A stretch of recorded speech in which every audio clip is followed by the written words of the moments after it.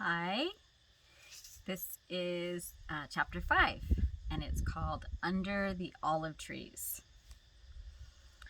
It says, "Do you know that lovely fact about the opal? That, in the first place, it is made only of desert, dust, sand, silica, and owes its beauty and preciousness to a defect. It is a stone with a broken heart. It's full of minute fissures which admit air, and the air refracts the light. Hence its lovely hues and that sweet lamp of fire that ever burns at its heart, for the breath of the Lord is in it. You are only conscious of the cracks and desert dust, but so he makes his precious opal. We must be broken in ourselves before we can give back the lovely hues of his light, and the lamp in the temple can burn in us and never go out." That's by Elise Hopkins. For the breath of the Lord is in it. And that reminds me of that song, "It's Your Breath in My Lungs." I like that one. It reminds us every day is something God has given us, and we don't know, except that he's given us that day. So, all right, chapter 5, Under the Olive Trees. "And now a great urgency was upon us. We thirsted for the strong succor of prayer for the children. We were still itinerating, camping in different parts of the district, seldom for long in one place, learning all we could wherever we went, becoming daily more burdened. We were camping in Dohnavur," and she has a little note about how to say it. Rhyme do with no. Do na, and then vur with poor. Dohnavur. Is the same word as in the Chaldees, found all over India and meaning city, town, village. Okay. Dohnavur. We were camping there. Then a bare sunburnt spot out on the plains under the mountains to the west, a huddle of huts and small houses round a fairly big whitewashed church, with beyond low mud walls an old ramshackle bungalow built of mud bricks and visibly falling to pieces, when two friends, Ella Crossley and Mary Hatch, whose work was at that time a power in Anticoats, Manchester, came to stay with us. They asked me to tell what I could of things just as they were. There was no time to sit down and write a book. There never has been time for anything so leisured, but they suggested putting together some home letters already written, and so, Things as They Are began with the ordinary missionary day of the time before the first little temple child came. It's one of her books called Things as They Are. But it soon reached the place where words seemed of no use at all. What thou seest, write. But how?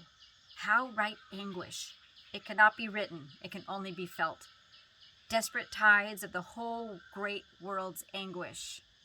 No, not of the whole world's. Only God could endure that.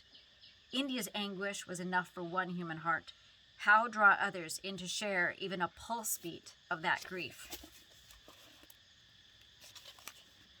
On a day when any words that I could find seemed wholly inadequate, on a page torn from an old exercise book, something was written down with no thought of print.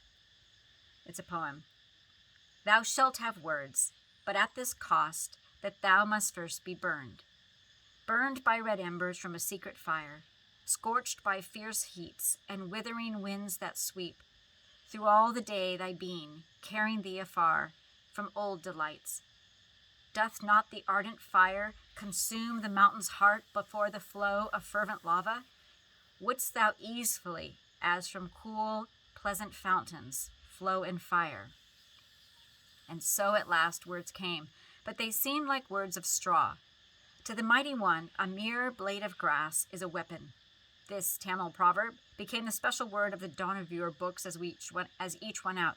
And now that we are a community with a single heart and purpose, we bring each book or booklet in English or Tamil to the mighty one before it goes out, and again after it returns to us from the press, and laying it on the floor in our midst, we pray, "Take this book in thy wounded hand, Jesus, Lord of Calvary. Let it go forth at thy command. Use it as that pleaseth thee. Dust of the earth, but thy dust, Lord, blade of grass, in thy hand a sword. Nothing, nothing, unless it be purged and quickened, O Lord, by thee." A few years afterwards, Mr. F.R. Hemingway of the Indian Civil Service asked for notes about the facts we had discovered. He had at first been indignant, believing the book, Things as They Are, to be untrue. But he was honest as he was brave, and he began to search for himself and soon discovered the truth. He became a strong friend and stood by us to the end. "Let them be as dry as dust," he said, speaking of the notes he wanted, just the facts. I wrote them down as dustily as I could, but they were terrible reading. He put them down before the governor of the Madras presidency, who was horrified.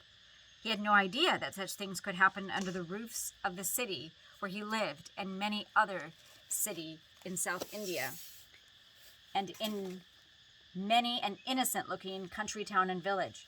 How end them? He could see no way. In Bombay and Calcutta, reformers were at work, but the subject bristled with difficulties, and action at the time appeared to be impossible. Mr. Hemingway, who had beloved children of his own, could not forget. "Write a Jekyll and Hyde story," he said. "This thing must be smashed." Again and again, government asked for information, and once a long telegram from Simla demanded it urgently. It was always given, but privately. Government promised not to mention us, lest publicity should make it harder for us to save children. And slowly things began to move. They are still moving. A distinguished Indian woman has of late been chief mover in South India, but we have learned since Things was written that something more powerful than the best framed law is needed. Whatever the law, the rescue of children must go on in quietness. We had found that the children in peril belonged to 5 groups, and in spite of what has been done to end the wrong, this is true still, over large tracts of our country. For India is vast and peopled by many millions. Superficial writing is folly. To say that an evil is rapidly disappearing does not make it disappear, but it charms the devil, who is never so pleased as when he and his doings are underrated or ignored. Children are dedicated to the temple because of a vow, or in obedience to a family custom, or in order to escape from some social entanglement caused, for example, by an out-of-caste alliance. Often a poor widow or deserted wife of good family, faced with the impossibility of marrying her child suitably, marries her to the god. Sometimes lack of money to perform the death ceremonies required by the caste tempts a mother to part with her child for her husband's sake. And whenever a caste child is without protectors, there is danger. In certain parts of India, caste is not considered, but in the south it is. Everywhere there are men and women on the watch for these children. The sale of a child is illegal, but money is not passed in public, and the necessary proof cannot be obtained. The woman who buys the child calls it her own daughter and easily can get witnesses to prove the relationship. We have rarely known a temple woman adopt only one child. Most have several, and there were thousands of temple women in this single presidency. It was, and is, an overwhelming thought. But do numbers paralyze sensation? We saw a child of 6 one day. She was brought to try to draw our little girl away from us. She was a gentle thing with large, soft brown eyes and the daintiest, prettiest ways. She looked wistful, not unhappy, only wistful. And there was the aloofness of one already set apart. We stretched out our hands to her. She smiled as though across a deep ravine. We could not go to her. She could not come to us. We never saw her again, but we heard that she became a very noted servant of the gods. There was another. We were not conscious of any space between us. She sat on my knee and looked up with smiling eyes, but she disappeared. We found her at last, and now there was a chasm. She shrank away, her little face shadowed by horror and fear. She had been married to the god of the Temple of Joyous City, 6 miles from Dohnavur. They had fastened a garland of pink flowers around her neck and told her it was her birthday, but under the flowers was a small gold token that meant marriage to the god. A priest touched it in blessing. The soft pink petals were not sweeter than the gentle little face. It is unbearable, I know it. It feels cruel to tell of it, and yet how can the reader cross the sea and walk in this new road with us without at least some knowledge of the road? I do not want to harrow for harrowing's sake, but I do earnestly desire to draw the heart that can care for a child into fellowship and hold it fast to the road's end. People, in their kindness, used to try to distract us from this that could not be forgotten. To be with them, hearing their talk, so clear and friendly, reading their books, looking at their pleasant things, was like being in some clean green field full of blessed flowers. But every now and then, the face of the field would fall in and discover a vault below, and in the vault chains and darkness and the souls of young children. One night, we cannot forget it, because the face of the field peeled off so suddenly and the vault was so hatefully black, we found ourselves in the presence of one of the men who controlled the secret traffic. Half animal, half demon, not man at all, he sat, coiled mass of naked flesh, in a huge armchair, watching us with snake-like eyes and waiting in silence for us to speak. The window shutters of that upper room were closed, though the night was hot, the room was full of sickly fumes. A yellow flame flickered in a corner. It was an evil room.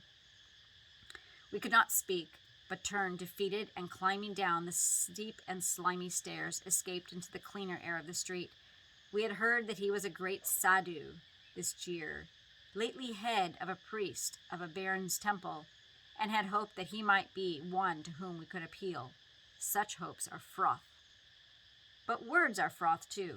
The desolation of the children who had no deliverer, the wrong that we could not redress, the fear, the cold deadness of forced sin. How little of this could be shown then, can be shown now. At last a day when the burdens grew too heavy for me, and then it was as though the tamarind trees about the house were not tamarind but olive, and under one of those trees our Lord Jesus knelt, and he knelt alone. And I knew that this was his burden, not mine. It was he who was asking me to share it with him, not I who was asking him to share it with me. After that, there was only one thing to do. Who that saw him kneeling there could turn away and forget? Who could have done anything but go on into the garden and kneel down beside him under the olive trees?